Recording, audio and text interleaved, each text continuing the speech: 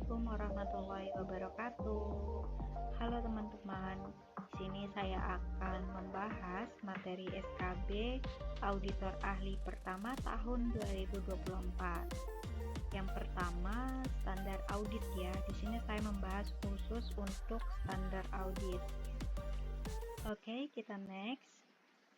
Standar audit aparat pengawasan intern pemerintah APIP atau bisa disingkat APIP.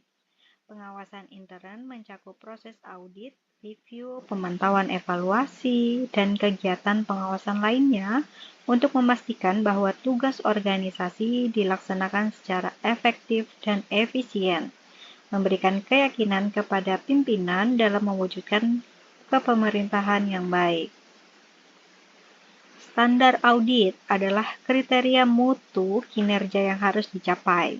Berbeda dengan prosedur ya. Prosedur itu urutan tindakan untuk mencapainya. Standar audit ditetapkan oleh organisasi profesi audit. Persyaratan minimum bagi auditor untuk menjaga mutu pekerjaannya. Terus menjaga mutu audit itu penting agar profesi auditor tetap dipercaya masyarakat.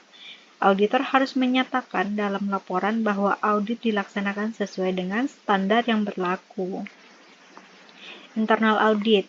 Internal berarti kegiatan audit itu dilakukan oleh organisasi itu sendiri. Nah, atau oleh pegawai organisasi tersebut. Sedangkan audit eksternal itu dilakukan oleh akuntan publik atau Badan Pemeriksa Keuangan atau BPK gitu ya teman-teman.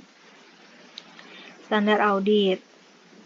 Standar auditor intern pemerintah Indonesia berdasarkan undang-undang ini ya, Undang-Undang Nomor 15 Tahun 2004, Undang-Undang Peraturan Pemerintahan Nomor 60 Tahun 2008, dan juga Permenpan 220 dan seterusnya. Bisa kalian dalami sendiri ya. Prinsip standar audit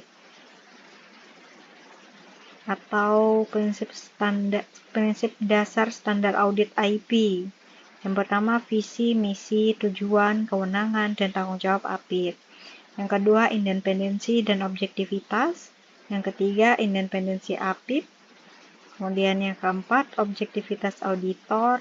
Yang kelima, gangguan terhadap independensi dan objektivitas. Maksudnya di sini jika ada gangguan terhadap independensi dan objektivitas, maka di sini ada prinsip sendiri untuk mengenanganinya, begitu ya teman-teman. Terus yang keenam, kepatuhan terhadap kode etik. Standar umumnya. Nah, kompetensi dan kecermatan profesional. Auditor itu harus memiliki sertifikat jabatan fungsional auditor atau sertifikat lain di bidang pengawasan intern pemerintah, serta mengikuti pelatihan profesional berkelanjutan. Auditor perlu cermat dan berhati-hati dalam setiap penugasan audit intern. Kewajiban auditor, yang pertama, mengikuti standar audit. Yang kedua, meningkatkan kompetensi. Di sini meningkatkan kompetensi dengan apa? Dengan cara mengikuti pelatihan profesional berkelanjutan itu tadi. Terus yang ketiga ada program pengembangan dan penjaminan kualitas.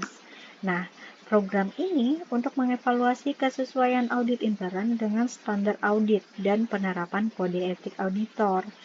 Terus ada penilaian intern mencakup pemantauan kinerja audit dan penilaian berkala, baik mandiri maupun oleh pihak lain. Penilaian ekstern dilakukan melalui telaah sejawat sesuai pedoman organisasi profesi. Ada standar pelaksanaan. Tahap 1. Mengelola kegiatan audit intern. Pertama, menyusun rencana audit intern. Kedua, mengkomunikasikan dan meminta persetujuan rencana audit tahunan. Yang ketiga, mengelola sumber daya. Yang keempat, menetapkan kebijakan dan prosedur. Yang kelima, melakukan koordinasi. Yang keenam, menyampaikan laporan berkala. Yang ketujuh, menindaklanjuti pengaduan masyarakat. Tahap kedua, sifat kerja kegiatan audit intern. Tata kelola sektor publik yang pertama. Kemudian manajemen risiko, kemudian pengendalian intern pemerintah. Terus ada perencanaan penugasan audit intern. Yang pertama, pertimbangan perencanaan, penetapan sasaran dan alokasi sumber daya, program kerja penugasan, evaluasi sistem pengendalian intern, evaluasi ketidakpatuhan dan kecurangan. Tahap 4, ada pelaksanaan penugasan audit intern. Yang pertama, mengidentifikasi informasi. Kedua, menganalisis dan mengevaluasi informasi. Ketiga, mendokumentasikan informasi. Yang keempat, supervisi penugasan.